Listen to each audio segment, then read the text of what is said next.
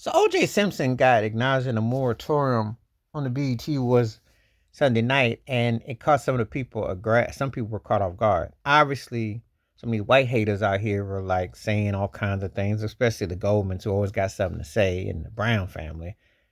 I didn't know y'all still watch B.E.T. I didn't know y'all had B.E.T. in your neighborhood, even with cable or even with your digital or whatever you watching on your streams. I didn't know that black channels came in your neighborhood. That's the reality. One of the things that a buddy of mine who had his own take about the verdict and what have you, but he did tell me he was black. He said one thing I'm gonna miss about OJ not being here is that he could always upset white folks because like clockwork, he still gets to the best of them. And this was a great example. They sure got a lot to say in the moratorium, and they don't even watch BT, but they sure had a lot to say. He still haunts and shakes them up. I love it.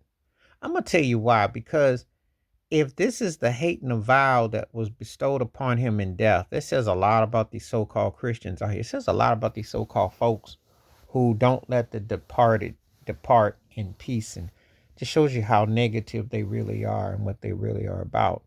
But I'm not shocked in America with 3Ks. I tell it all the time. They show their true colors, you know.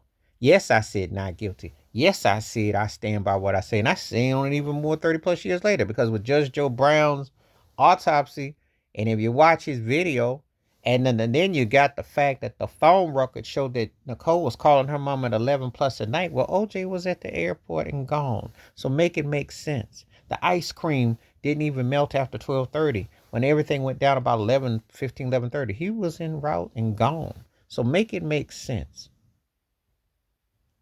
Yes, he had his demonic ways. And yes, he was wrong to touch that woman and the things that he did. But that does not mean you 187 her. Does not mean you did what you did. And a lot of these folks don't want to accept it. They don't want to hear it.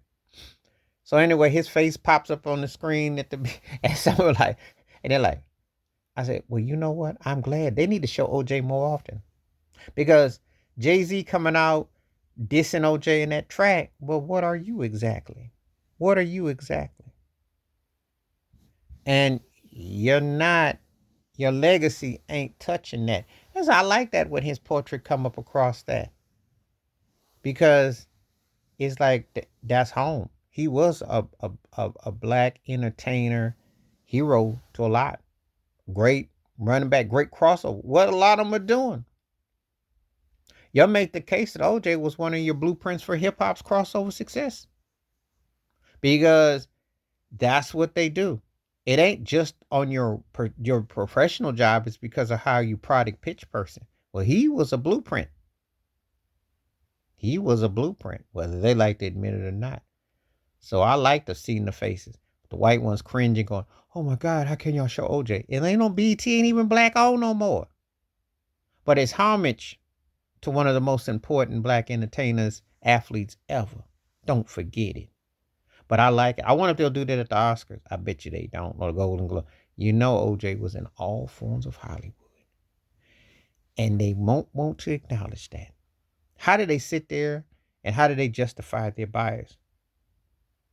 Think about it. Please like, subscribe, work on thoughts, comments, and I do respond. Thank you. Wash your hands. Keep your mind clear. Watch out for the record. They acknowledge Jerry Lee Lewis in the Rock and Roll Hall of Fame, and they acknowledge Phil Spector, who actually got charged and got convicted. But they still put him and acknowledge him when he passed. Think about the double standards in black and white. I'm out.